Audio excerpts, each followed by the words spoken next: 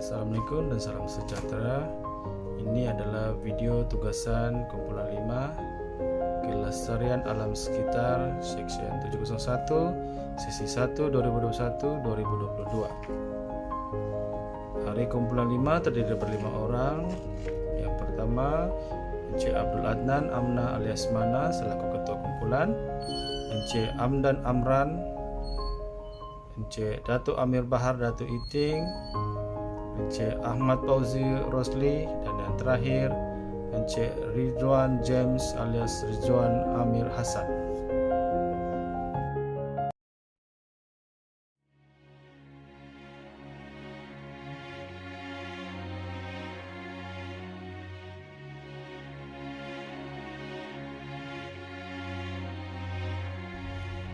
Sedikit pengenalan banjir di daerah Kota Belud. Daerah Kota Belud sering dilanda banjir besar sebanyak 2 kali setiap setahun.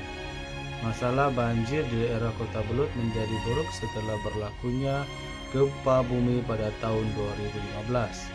Pada masa tersebut berlakunya tanah runtuh di kawasan pergunungan.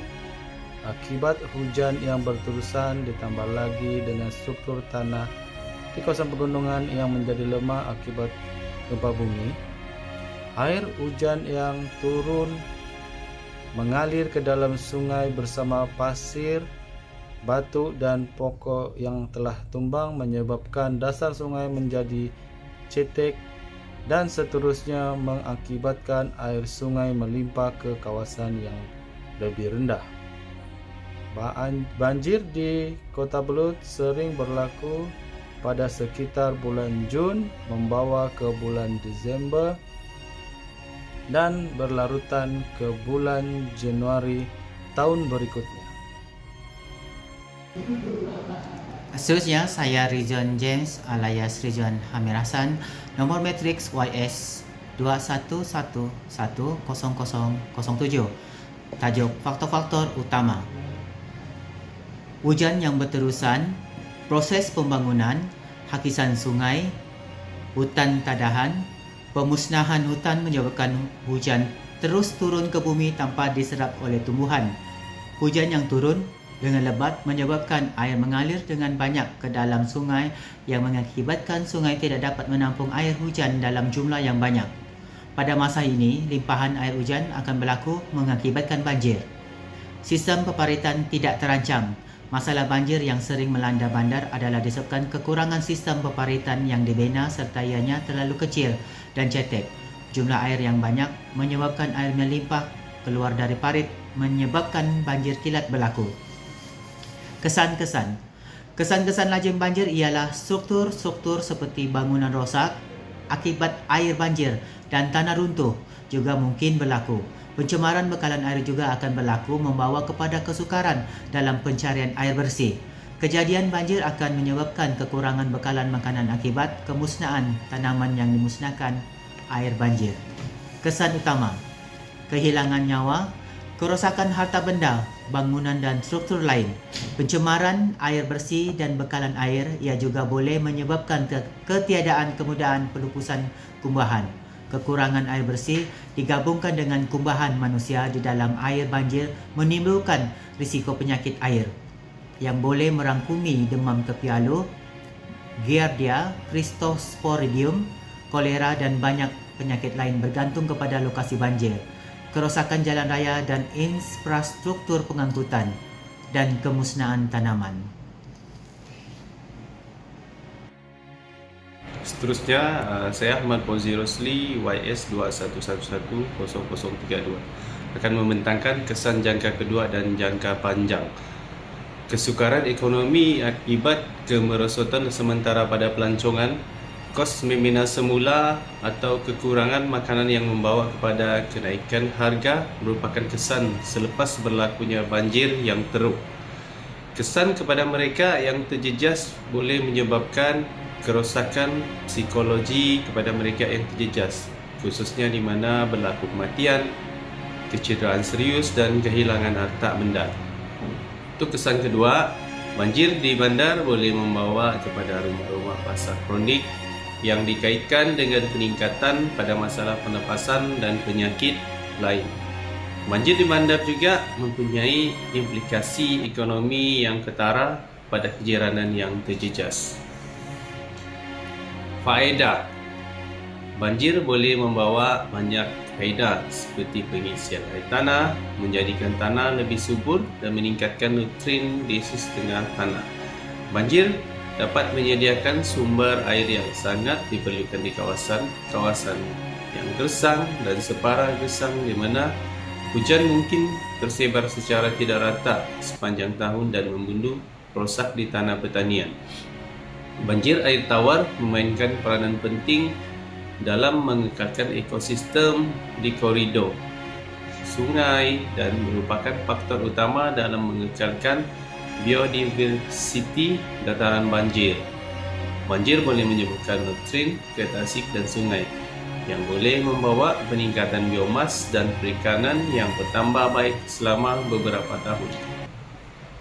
Faedah yang kedua pula, bagi sesetengah spesies ikan, sebuah dataran banjir yang dibanjiri boleh membentuk lokasi yang sangat sesuai untuk penghijrahan dengan kurang pemangsa serta tahap nutrien atau makanan yang meningkat. Ikan boleh menggunakan banjir untuk sampai ke habitat baru. Populasi burung juga dapat meraih keuntungan dan peningkatan pengeluaran makanan yang disebabkan oleh banjir. Untuk faedah yang ketiga, banjir berkala adalah penting untuk kesejahteraan masyarakat purba di sepanjang sungai Tigris, Euphrates, Sungai Nil, Sungai Indus, Sungai Gangga dan Sungai Kuning antara lain. Daya maju kuasa hidro sumber tenaga boleh diperbaharui juga lebih tinggi di kawasan. Assalamualaikum warahmatullahi taala wabarakatuh dan salam sejahtera. Saya Amdan bin Amran, nombor matriks YS 21110028 dari kumpulan 5 Kelestarian Alam Sekitar untuk langkah-langkah pengurusan dan keselamatan sebelum, semasa dan selepas banjir. Langkah-langkah persediaan sebelum banjir. Dapatkan maklumat tentang banjir di tempat anda. Pastikan sistem amaran banjir dan dengar hebahan semasa yang disampaikan melalui radio, media massa dan televisyen serta bilik-bilik gerakan banjir negeri atau daerah yang berampiran. Periksa lubang air seperti longkang atau saluran najis. Bersihkan alangan dan pastikan ia tertutup rapat supaya air banjir tidak masuk melaluinya. Pastikan lokasi pusat pemindaan dan pusat bantuan bencana di tempat anda. Sediakan bekalan makanan dan peralatan kecemasan secukupnya. Pastikan seluruh keluarga mengetahui cara-cara bertindak semasa kecemasan dan tidak panik. Pastikan alat komunikasi dalam keadaan baik sepanjang musim hujan. Langkah-langkah semasa tanda-tanda bencana banjir dikesan. Dengar melalui pengumuman radio, televisyen atau pihak-pihak tertentu. Pindahkan peralatan di dalam rumah ke tempat yang selamat. Letakkan dokumen penting di tempat yang selamat atau di dalam bekas kalis air atau bawa bersama. Bersedia untuk menutup suis elektrik, injap utama bekalan air dan gas. Beritahu kepada jiran-jiran supaya mereka bersedia menyelamatkan barang-barang penting. Langkah-langkah semasa pemindaan. Apabila menerima arahan, segeralah berpindah ke pusat-pusat pemindaan yang disediakan. Berpindah awal sebelum banjir meningkat atau pada waktu siang kerana lebih mudah dan selamat. Ikut laluan yang ditentukan. Langkah-langkah semasa di dalam kenderaan. Jika kenderaan anda tersangkut, kuncikan kenderaan serta tinggalkan kenderaan tersebut dan pergilah ke tempat yang selamat. Jangan terus mengarungi kawasan banjir. Hendaklah berpatah balik ke tempat yang selamat. Langkah-langkah semasa di dalam rumah. Dengar pengumuman melalui radio, televisyen atau pihak-pihak tertentu. Bersedia dengan peralatan kecemasan. Segera berpindah ke pusat pemindaan jika amaran untuk dipindah. Langkah-langkah semasa di luar rumah. Pergi ke tempat tinggi dan selamat. Elakkan dari melalui kawasan banjir kerana arus deras yang boleh mengancam nyawa anda. Jangan bersiar-siar di kawasan banjir, sama ada dengan menaiki sampan maupun berjalan kaki. Jangan sentuh mana-mana kabel atau wayar yang jatuh. Awasi keselamatan anak-anak anda. Jangan minum air banjir. Langkah-langkah selepas banjir. Dengar pengumuman melalui radio atau tunggu arahan pihak yang berkuasa. Jangan pulang ke rumah sebelum dibenarkan atau keadaan benar-benar selamat. Beri bantuan kepada jiran anda atau orang kurang upaya, orang tua, kanak-kanak atau golongan istimewa. Periksa rumah anda, lihat tanda-tanda rekahan atau mendapan kerana ia mungkin tidak selamat. Jangan terus memasuki rumah yang masih dibanjiri air. Langkah-langkah semasa memasuki bangunan. Pakai kasut. Periksa kerosakan dinding, lantai, pintu dan tingkap. Periksa sebarang kehadiran binatang atau serangga berbisa yang berbahaya. Gunakan kayu untuk mengalihkan sebarang halangan yang bertaburan di lantai rumah anda. Perhatikan siling dan plaster dinding yang mungkin rekah, lerai dan jatuh. Dan yang terakhir, langkah-langkah bagi periksa ancaman bahaya. Periksa paip saluran gas yang mungkin pecah atau bocor. Periksa wayar elektrik yang terendam di dalam air. Periksa peralatan elektrik yang tenggelam. Periksa bahan-bahan yang mudah terbakar yang mungkin mengalir masuk semasa banjir seperti minyak tanah, minyak petrol, minyak diesel dan sebagainya. Buang bahan-bahan makanan yang terendam yang terkena banjir termasuklah makanan dalam tin. Periksa kerosakan tangki septik untuk mengelakkan bahaya biologi. Laporkan sebarang kerusakan kemudahan-kemudahan awam kepada pihak yang berkuasa. Sekian dari saya untuk langkah-langkah pengurusan dan keselamatan banjir. Terima kasih. Assalamualaikum dan salam sejahtera. Nama saya Abdul Adnan bin Amna alias Mana. Nomor matriks YS21110034. Kawalan. Beberapa kaedah kawalan banjir telah diamalkan sejak zaman dahulu lagi. Kaedah ini termasuk penanaman tumbuh-tumbuhan untuk meningkatkan penahanan air, pembinaan teres bukit untuk melambatkan aliran air turun, dan pembinaan laluan banjir, saluran buatan manusia, bagi mengalirkan air daripada berlakunya banjir. Teknik-teknik lain termasuk pembinaan tambak tasik, empangan, takungan, kolam takungan untuk menyimpan air tambahan pada waktu banjir. Selain itu juga, bagi langkah struktur beberapa aspek perlu diambil kira termasuklah persekitaran yang sesuai, tanpa memberikan kesan atau gangguan kepada kawasan tersebut. Antara langkah-langkah pengawalannya termasuklah empangan yang direka sepenuhnya atau sebahagiannya untuk membantu bagi perlindungan dan kawalan banjir. Manakala banjir boleh dikawal dengan terusan lencongan, yaitu mengalihkan lebihan air ke terusan yang dibina khas atau saliran banjir, yang seterusnya mengalirkan air kepada kolam takungan sementara atau takungan air lain. Penahanan sungai.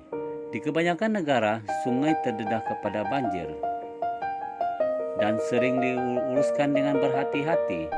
Penahanan seperti tambak, tembok penahan, takungan dan jeram digunakan untuk menghalang sungai dari melimpahi tebing mereka.